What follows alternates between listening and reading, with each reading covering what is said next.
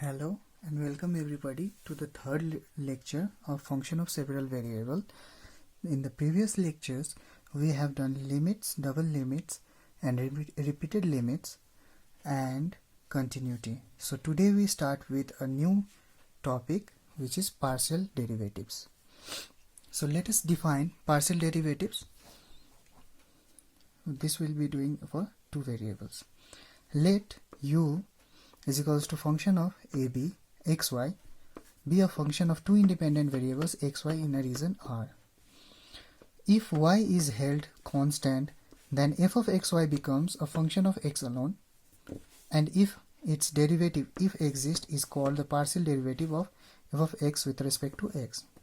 Similarly, if x is held constant, f of xy becomes a function of y alone, and its derivative, if exists, is called the partial derivative of f of xy with respect to y.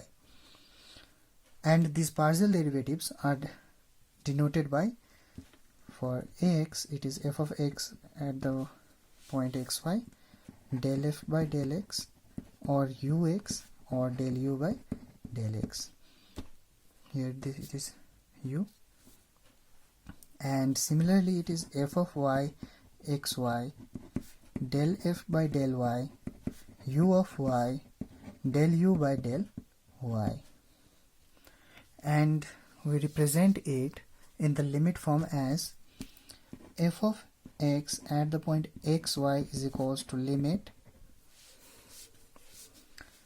h tends to 0 f of x plus h by comma y minus f of xy divided by h. And similarly f of y xy is equals to limit k tends to 0 f of x comma y plus k minus f of xy whole divided by k. So if these two limit exist, then the partial derivative is said to exist with respect to x and y. Okay, so we come to an important concept. So let's see. It's known as directional derivative. So the directional derivative of f in the direction of a unit vector b, where L square plus m square is equals to 1, or at the point ab is given by limit t tends to 0 f of a. So it is given by limit t tends to 0 f of a plus tl b plus tm minus f of ab whole divided by t, which is when such a limit exists, and if it exists, then it is denoted by d beta ab f of ab. Sorry, this is f of ab. So, and this is known as directional derivative. So let us understand this directional derivative first. So in this case what we have is, we have a beta, and beta is some L comma m. So let us understand in 2D. So beta is some L comma m somewhere here. If we have a function, so normally we find the derivative in this way or on this plane. So now here what we do is, we find the derivative concentrating this plane. So let us understand for a special case when beta is equals to 1 comma 0. Okay, so when beta is 1 comma 0, let's see what the formula for directional derivative becomes. D beta f of 1 comma 0 is equals to limit t tends to 0 f of a plus t comma b minus f of ab divided by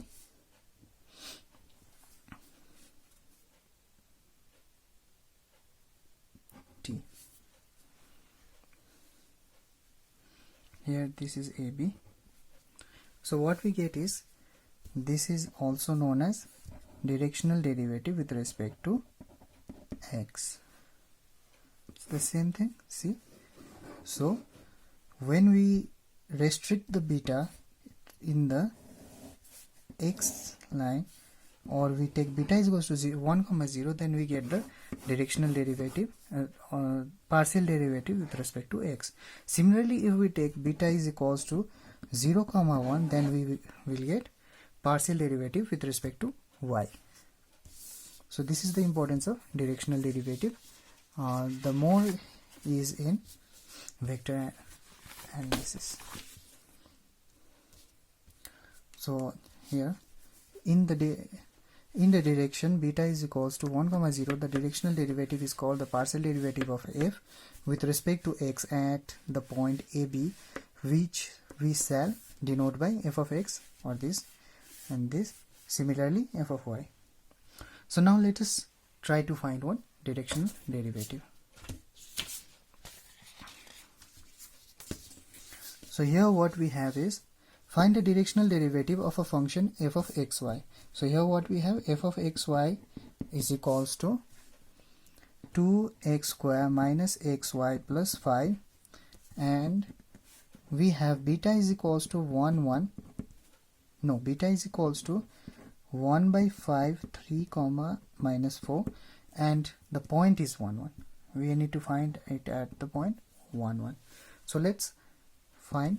So we write the formula d beta f of 1 is equals to limit t tends to 0 f of 1 plus 3 by 5. So this is 3 by 5 and it will be t, comma, again 1 minus 4 by 5. Here we have minus 4 by 5, t, again minus f of 1 whole divided by t. So let's simplify this. So this is x, this is y. So when we put it in the value, we get limit t tends to 0. See, so this is 2x square. So 2, 1 plus 3 by 5 whole t square. Again we have minus xy. So 1 plus 3 by 5 t, 1 minus 4 by 5 t xy minus 5. Again we have 1. So when we put the value of 1 here, so this will be 2 minus 1 plus 5. So this is 6. 5 plus 2, 7, minus 1, 6. So we have minus 6. Okay, and this is divided by t. So what we get is limit t tends to 0. So after simplifying this, we get 6 by 5 t square plus 13 by 5 t whole divided by t, which is limit t tends to 0. So what we get is 13 by 6, this t and this t cancels, and plus 6 by 5 t. Putting the value t is limit t tends to 0, we get 13 by 6. So the directional derivative is 13 by 6. So this is how we find the directional derivative.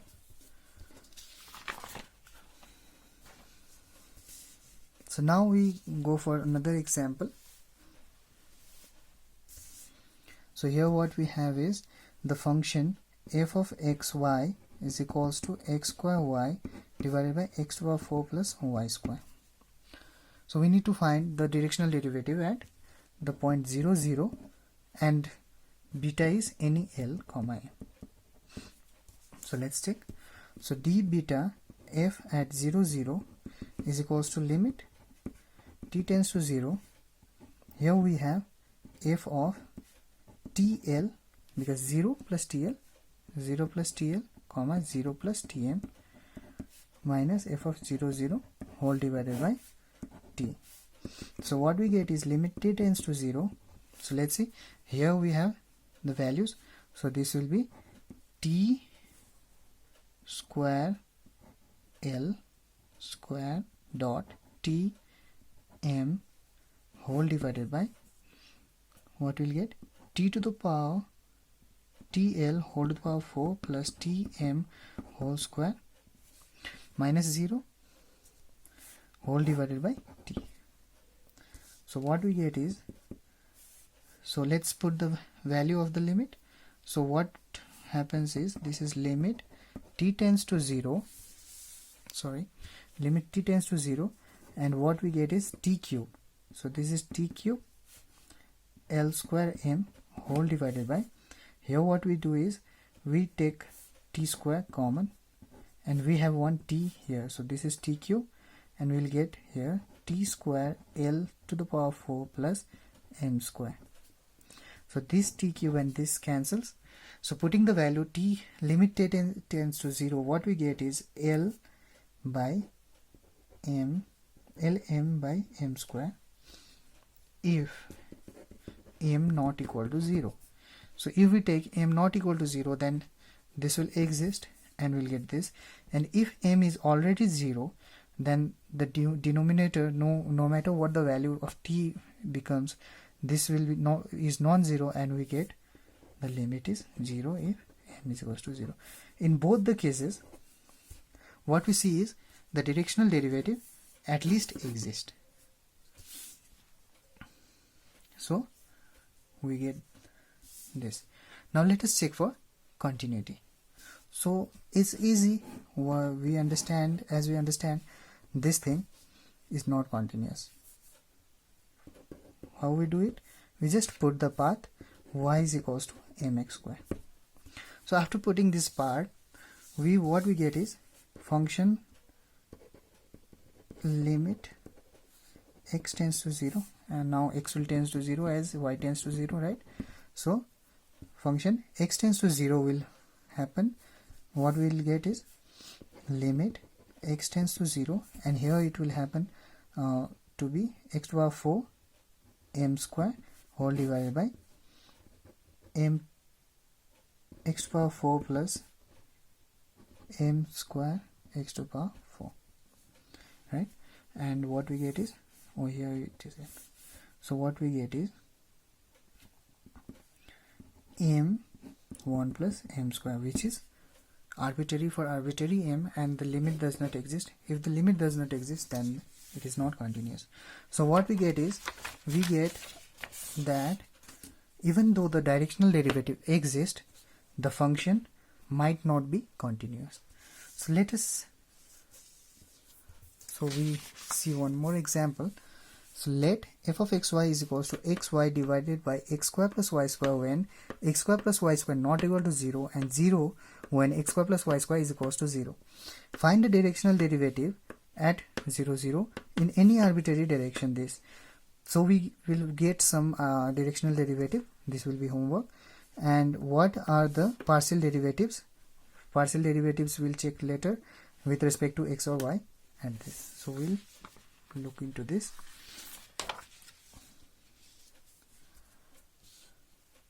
Now let us jump into finding the partial derivatives. So here we have a function f which is equals to x cube plus y cube divided by x minus y when x is not equal to y, and is 0 when x is equals to y. So we need to check for the partial derivative f of x. So f of x at the point 0, 0 is limit h tends to 0 f of 0 plus h comma f of comma 0 minus f of 0, 0 whole divided by h, which is limit h tends to 0 h cube. See, where this part is 0, so this is h cube by h minus 0 divided by h, which is limit h tends to 0. So this and this will be h square, and this is h, which is 0. So here what we see is the partial derivative exists and it is 0. Similarly, we will get that f of y at the point 0, 0 is 0. But as we have done this in the last lecture, that the function f of x, x cube by plus y cube divided by x minus y is not continuous at the point 0, 0. So existence of partial, so already we have, as we have already seen that the function is not continuous at 0, 0, thus existence of both the partial derivative does not imply continuity. So let us see one more example regarding this thing. So here what we take is a function f of xy, which is xy divided by x square plus y square when xy not equal to 0, and 0 when xy is equals to 0. In this case also both the partial derivative exist at 0, 0, but the function is not continuous at 0, 0. So you need to check this. This is a homework. So what is the condition for which if the partial derivative exists and we find that it is continuous? So let us see the example theorem. We just do the statement. So the sufficient condition for the continuity. If a function f of two independent variables x and y possesses partial derivative f of x and f of y everywhere in the region R, and if their derivatives are bounded in R, then f of x, y is continuous in R. So what does this mean? So if we have a region here, and if this function is of two independent variable possesses both f of x and f of y here, and if it exists everywhere in this region, and moreover what happens is this derivative, that is partial derivative, is less than some m. M is any real number, large or small, but this is finite real number, obviously finite. So if this is bounded, and similarly if this is bounded, both the derivatives are bounded by some m, then the partial derivative then the function is continuous at that point in that region. Thank you for watching this video. For any queries, join my group in the description, and here you can find the soft copy of the notes of the lecture and update of the next lecture. Do like and comment and share with your friends. Thank you.